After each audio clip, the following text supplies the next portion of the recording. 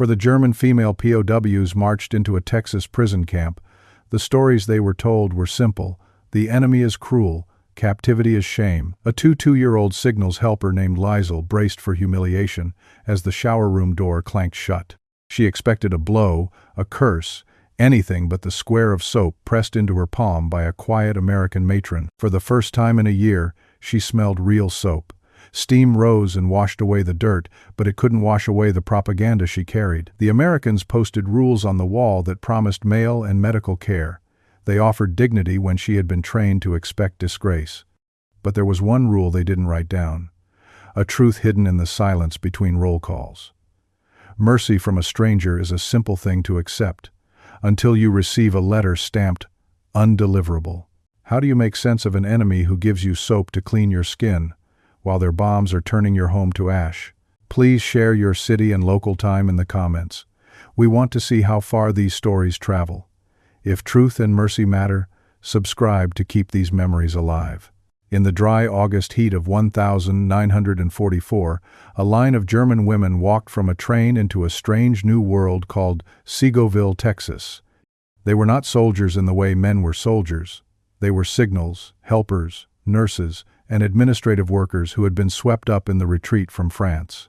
Among them was Liesl, a 2-year-old who had once listened to radio signals for the Luftwaffe.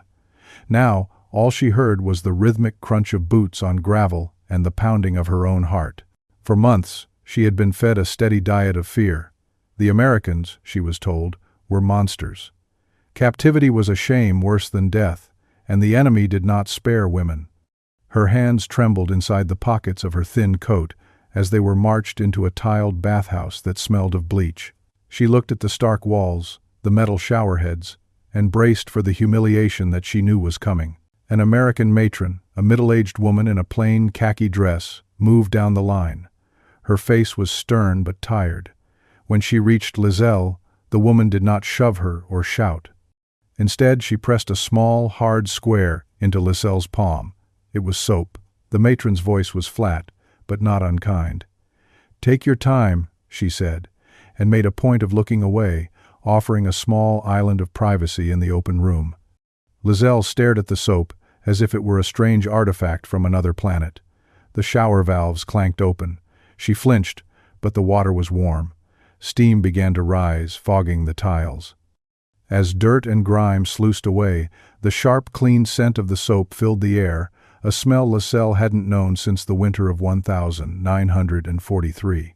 Nearby, another woman named Marta whispered a quiet prayer of thanks. Then, from the other end of the room, came a sound no one expected, a laugh, small and startled, as if its owner couldn't believe it had escaped.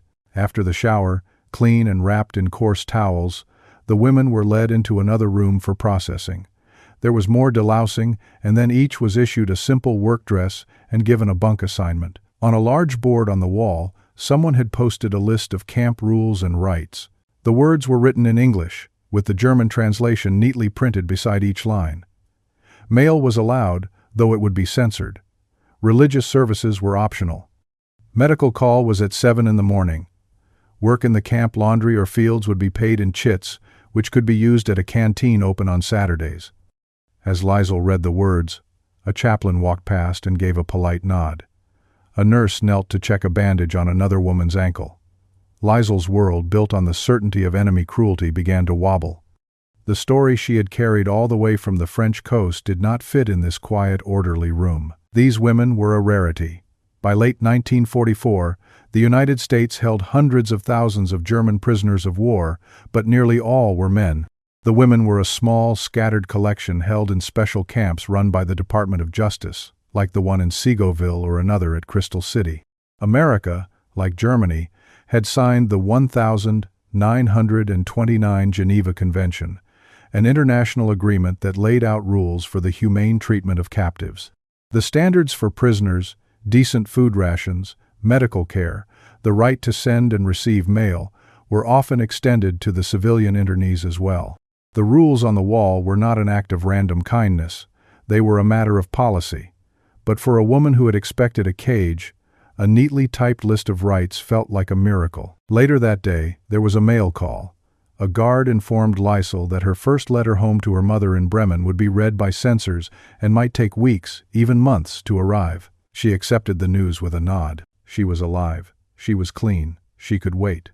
But then, a woman standing nearby received a letter back. It hadn't been opened. Across the front, a stark red stamp declared it undeliverable. Her street, her home, her entire neighborhood in Hamburg no longer existed. It had been wiped away by bombs and fire. The room fell silent. In that moment, Liesel understood a new, harder truth.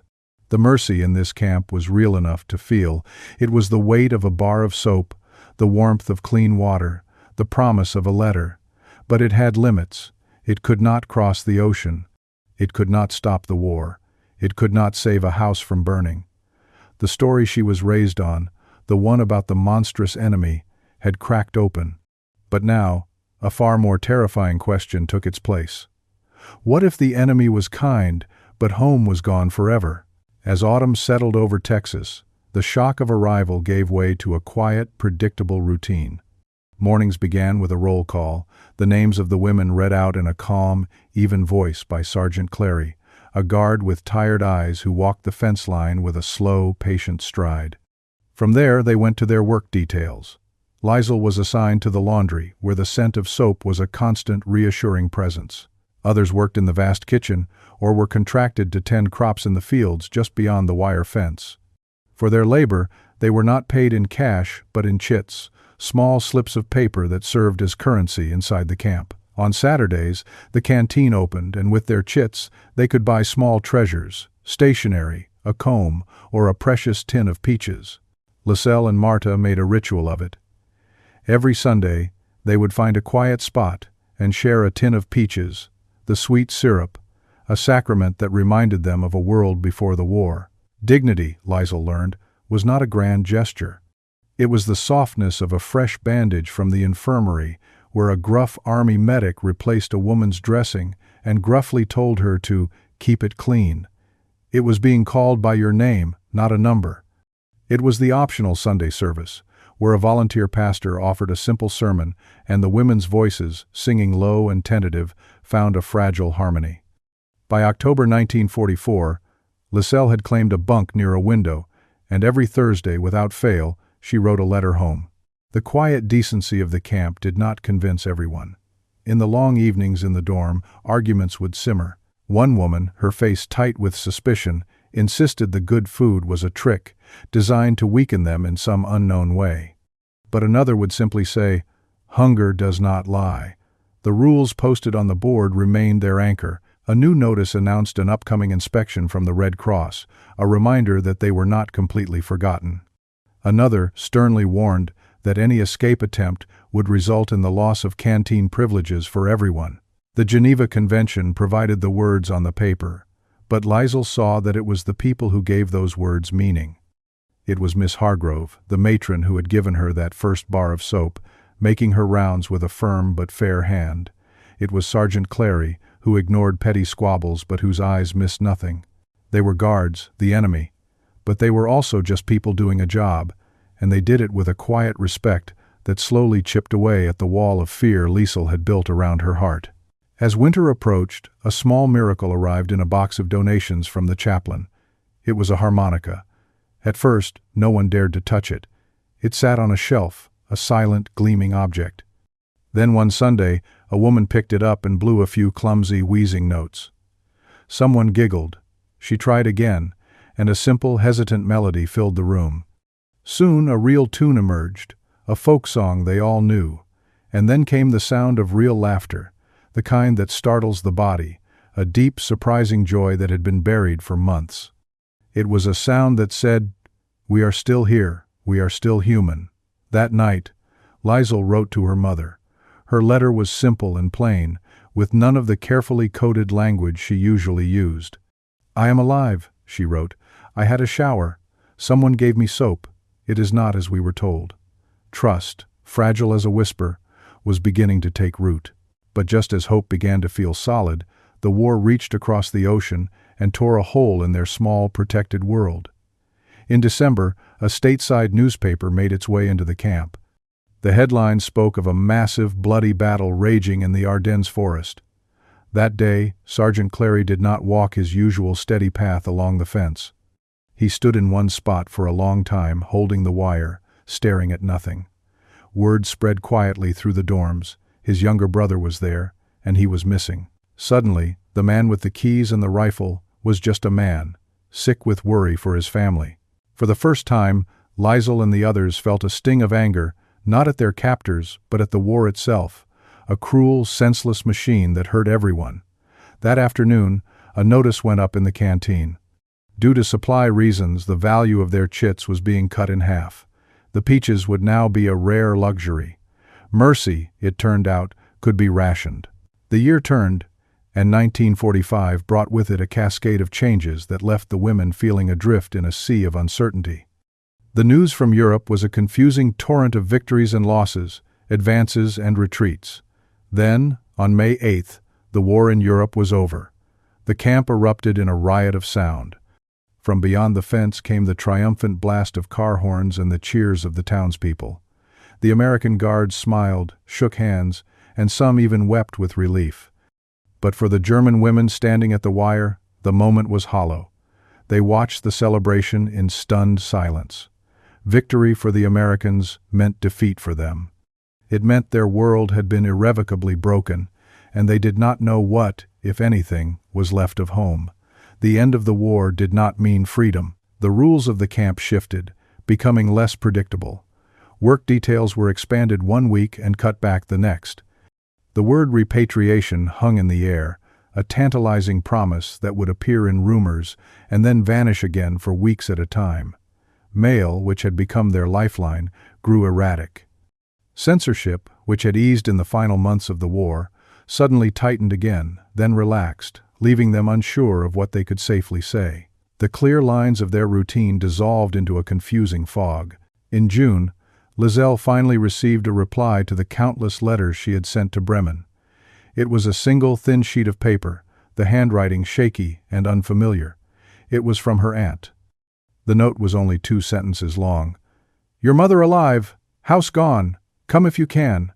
Liesel read the words over and over, tracing the faint smell of smoke that clung to the paper. Her mother was alive. The relief was a physical blow, so sharp it almost brought her to her knees. But the house was gone.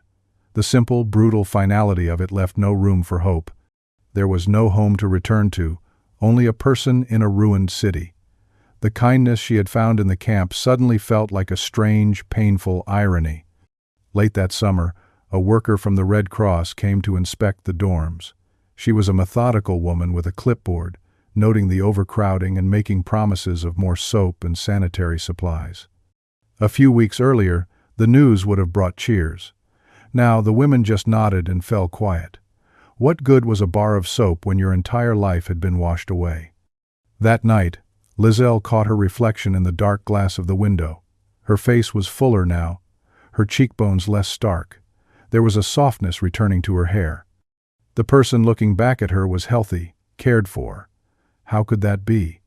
How could she be looked after by the enemy while her own family was lost in the rubble? The question lodged in her heart like a piece of shrapnel. Her newfound faith in the quiet decency of the camp began to falter.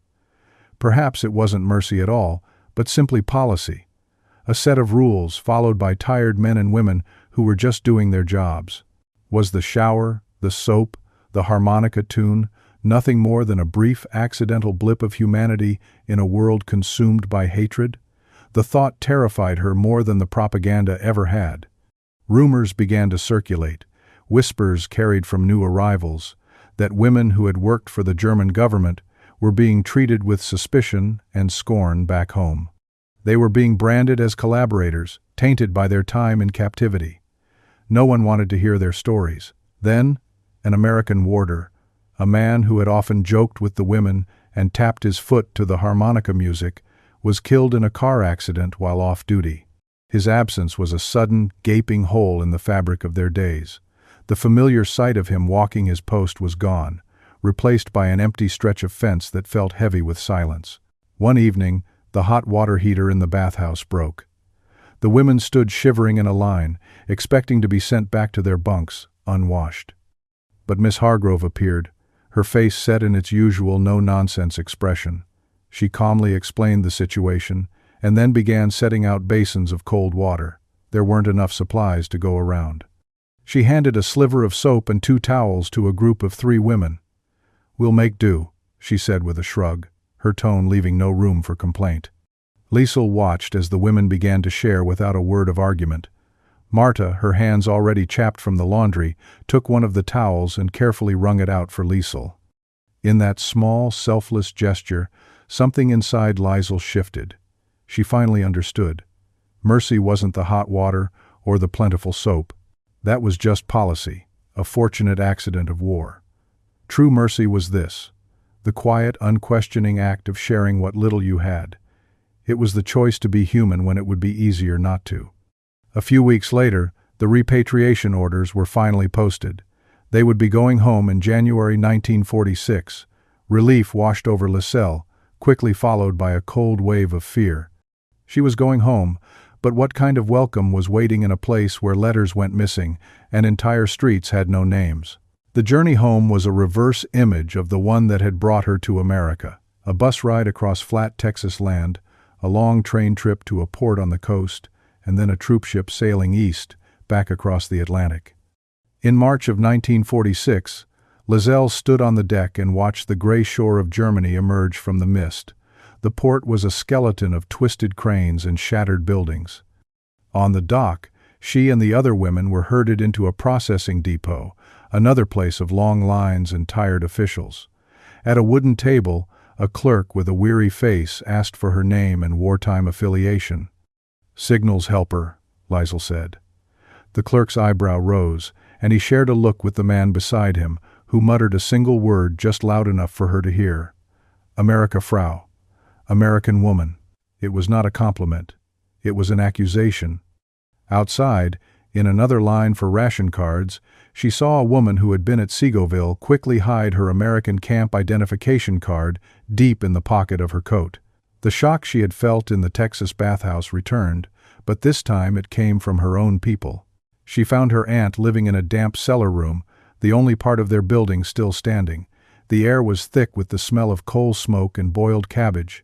They sat together, drinking a thin soup, and for a long time neither of them spoke. When Liesel finally tried to describe her time in the camp, the shower, the soap, the matron who had looked away to grant her a moment of privacy, her aunt's face tightened. "Don't say that aloud," she warned, her voice a harsh whisper. "People here don't want to hear those stories now. They have suffered too much. They want stories of monsters and heroes, simple as bread and salt." The small human moments that had saved Liesel's spirit were now a source of shame. In the roar of post-war justice, with courts chasing war criminals and cities counting their dead, there was no room for complicated truths. The small mercies of Segoville, the soap, the bandages, the harmonica tune, were inconvenient. They did not fit the simple narrative of blame and suffering. Women's stories, in particular, were pushed to the margins, dismissed as unusual, and then forgotten. Liesel spent her days standing in endless lines for ration cards and work permits, and her nights writing letters to Marta and the other women, letters she had no idea how to send. She felt a profound loneliness, isolated by a memory that no one wanted to share. One evening, she saw a notice for a women's circle at a local church. She went, expecting nothing, and for the first few meetings she sat in the back, silent. Then one night, a woman spoke of her anger, a bitter poison she couldn't get out of her system. And Liesel found her voice. She spoke of the bathhouse in Texas. She spoke of the rules posted on the wall, the American guard who grieved for his missing brother, and the tinned peaches she and Marta had shared like a secret feast on Sundays. At first, the faces around her closed, becoming hard masks of judgment, but as she spoke, something softened. When she finished, the pastor's wife, a woman with clear, steady eyes, looked directly at her and said, "Mercy is not treason." Those 4 words were a key, unlocking a door inside Liesel she hadn't even known was closed. She decided then that she would not hide her story. She kept her camp card. In a small box, she saved the few treasures she had carried home: a frayed corner of a towel, the faded paper wrapper from a bar of soap, and the final canteen chit she had never spent. Months later, in the summer of 1946, she was at a makeshift market, trading what little she had. She met a veteran, a man with a limp and haunted eyes, who was trading cigarettes for apples. They began to talk, and for 5 minutes they exchanged stories that had no heroes and no villains, only people. Lisel had received a care parcel from an American aid organization, and in it was a tin of peaches. She gave it to him. He looked at the bright label, then at her, and his face crumpled. He laughed, and then he began to cry. "I didn't know they'd send peaches," he managed to say. In his surprise, Lizel saw the reflection of her own. She knew she would probably never get a letter to Texas, but she wrote one anyway. She addressed it simply to the camp matron, Segoville. "You looked away so we could have our dignity," she wrote. "I learned a new kind of honor by the way you handed me soap. We were told the enemy would take everything. In America, someone gave us back our names, our skin, and a small square of soap. I carry that weight the rest of my life."